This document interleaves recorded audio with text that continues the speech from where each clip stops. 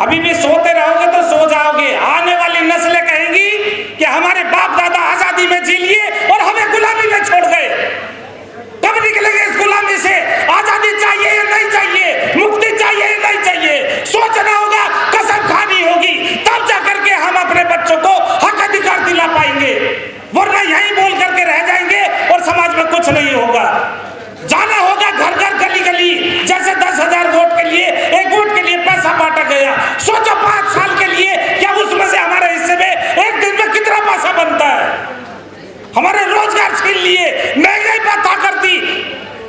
हमारे देश में 4 रोटी बनती है, आज उसको लकड़ियों को खत्म करके गैस पर ला दिया। लेकिन गैस लाने के लिए जिस देश से आती है उस देश के साथ में नहीं खड़े हैं। क्यों नहीं खड़े हैं? यानी कि हमारा SC ST OBC का जितना भी सांसद विधायक है, क्या वो बीजेपी में नहीं है? वो आवाज नहीं उठा सकता?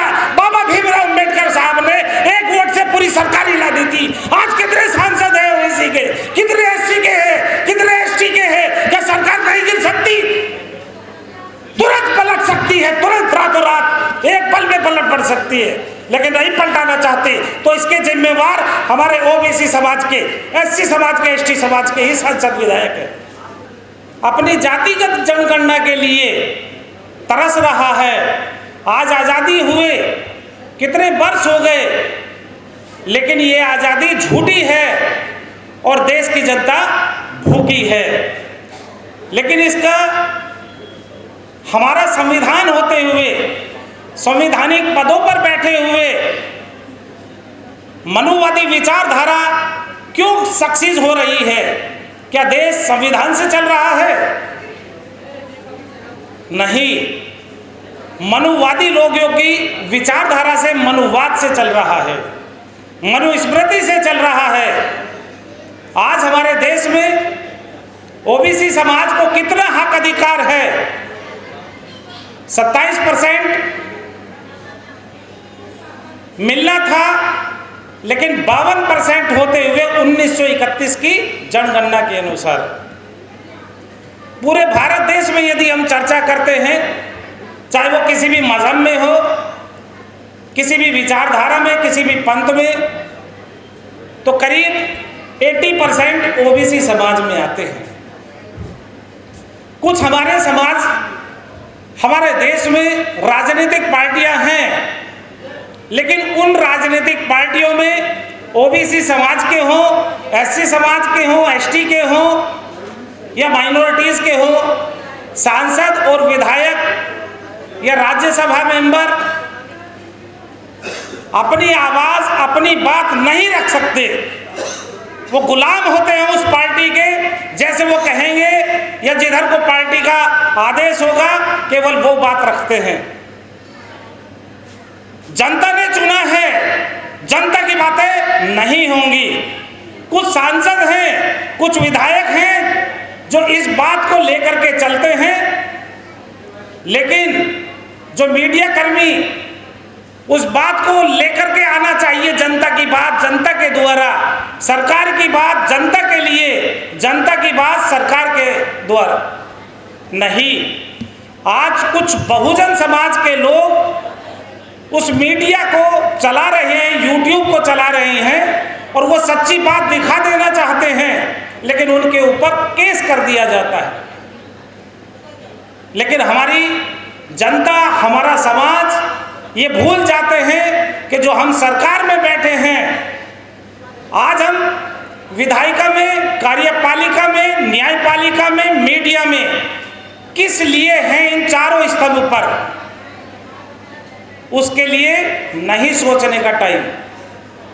अरे जनता के पैसों से, जनता के टैक्स लेकर के आप वहां तक पहुंचे हो, वहां से रोटी खा रहे हो, तो जनता की बातें क्यों नहीं? जनता तरस रही है अपने हक अधिकारों के लिए। न्याय नहीं है न्यायपालिका में, क्योंकि वहां पर संख्या के अनुपात में आज तक भी न्यायिक अधिकारी जजमेंट सुप्रीम कोर्ट में नहीं पहुंच पाए। अफसोस की बात है, आज 10% के लोग होते हुए EWS 10% लागू है। OBC कितना है? 80%। हक अधिकार कितना है? 0%, 1%, 2%। क्यों भाई? इसका मतलब है कि हमारा ओबीसी समाज, पिछड़ा समाज जागा हुआ नहीं है, सोया हुआ है। बाय द कॉन्स्टिट्यूशनली, संवैधानिक अधिकारों को तो ले रहे हैं, लेकिन संविधान की बातों को करने के लिए राजी नहीं है, राजी नहीं है। लेकिन हमारा वी द पीपल एक ऐसा संगठन जो जितने भी आज लाखों की तादाद में सामाजिक संगठन चल रहे हैं, लेकिन उन बातों को उठाने के लिए राजी नहीं है। क्यों?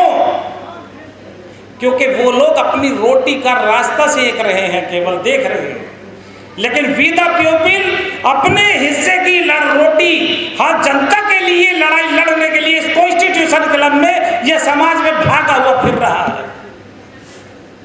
मैं सैल्यूट करता हूं वी द पीपल के साथियों को, और उसमें जो सामाजिक संगठन हमारे साथ दे रहे हैं।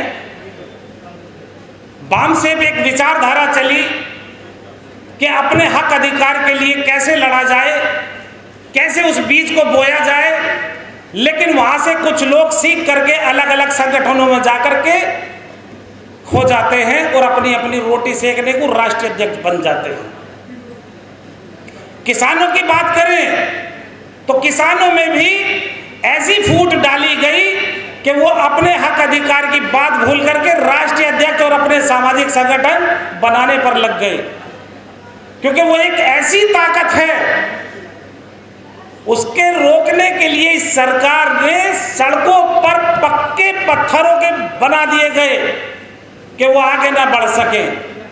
मजदूर का खून पसीना चूस रहे हैं, उनका अपना पैसा नहीं है। जब किसान मजदूर लोन लेता है और उससे नहीं चुकाया जाता तो उसके घरों पर बुलडोजर चला दिया जाता है या उनकी जमीनें एक्वायर कर ली जाती हैं। तो जातिगत जनगणना की तो अधिकार की या गिनती की वो लोग बात करेंगे बाद में। अब आता है बात एक जागरूक समाज आपके ही बीच में SC ST OBC से कन्वर्टेड मुस्लिम समाज, चाहे कोई सी भी गवर्नमेंट हो, बिना मुसलमान के नाम लिए, बिना मुस्लिम के साथ और सहयोग के वो आगे ही नहीं बढ़ सकते। मैं लिख करके दे सकता हूं। लेकिन जब बात करेंगे मुस्लिम को हक अधिकार की तो वो उनको डंडे पीटने के मिलने के अलावा कहीं कुछ नहीं मिलता, कोई सी भी सरकार हो। आज यूपी में तीसरे नंबर पे पूरे देश में ताकत बनाई गई मुस्लिमों की वजह से, समाजवादी सरकार। लेकिन जब समाजवादी सरकार में मुस्लिमों को सांसद विधायक बनाने की बात आती है, उनके हक अधिकार की बात आती है, तो आवाज नहीं उठती है। मुस्लिम क्षेत्रों में ही जहां उनकी आबादी है तो एक परिवार समाज का, समाजवादी परिवार के ही लोग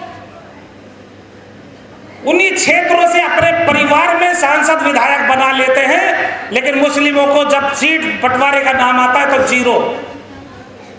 ऐसा क्यों?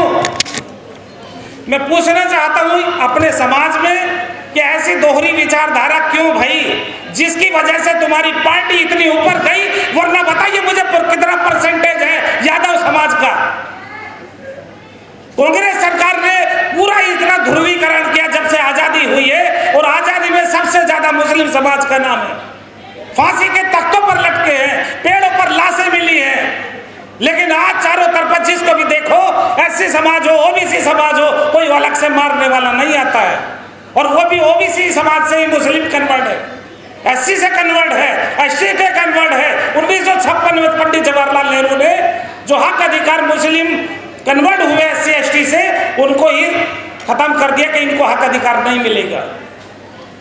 उसकी आवाज उठाने के लिए आज तक कोई नहीं हुआ। भाई अपने हक अधिकार के लिए जागेंगे या नहीं जागेंगे? सब लोग हाथ उठाएंगे, आवाज देंगे, हम एक जब हमारी पूरी बहुमत से सरकारें रही। क्या मैं पूछना चाहता हूं, समाजवादी हो, बसपा हो या कोई भी, उनसे हमारी जाति आधारित जनगणना उन लोगों ने क्यों नहीं कराई आज तक? तो हमें सवाल करना होगा अपने सांसदों से, अपने विधायकों से तब जाकर के हम अपना अधिकार मिलेगा। आने वाले कल के लिए एक लड़ाई और लड़िए कि हमें 2 वोट का अधिकार मिलना चाहिए। एससी को, एसटी को हजारों सालों से हम दबे कुचले हैं। मुस्लिमों को जितनी संख्या है उसके अनुसार पे उनकी सीटों पर आरक्षण मिलना चाहिए कि वो भी सांसद विधायक में संख्या के अनुपात में पहुंच सके। आप लोगों ने मेरी बात को सुना, समझा और आगे मेरा साथ और सहयोग देंगे, आवाज उठाएंगे। एक आवाज अपने गली मोहल्ले से चलेगी और वो भाईचारे की कायम की होगी कि समता, समानता, न्याय, बंधुता और स्वतंत्रता पर आधारित हमें देश और समाज का निर्माण करना होगा। करेंगे सब लोग?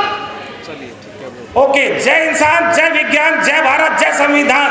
आप हमेशा याद रखिए, India that is Bharat, not Hindustan. किसी की आवाज नहीं आनी चाहिए किसी माइक से कि हाँ हिंदुस्तान बोल रहा है, क्योंकि कॉन्स्टिट्यूशन से बच रहे हो, कॉन्स्टिट्यूशन की आप शपथ लेते हो, तो आप भारत का नाम लेंगे, इंडिया का नाम लेंगे। जय इंसान, जय विज्ञान।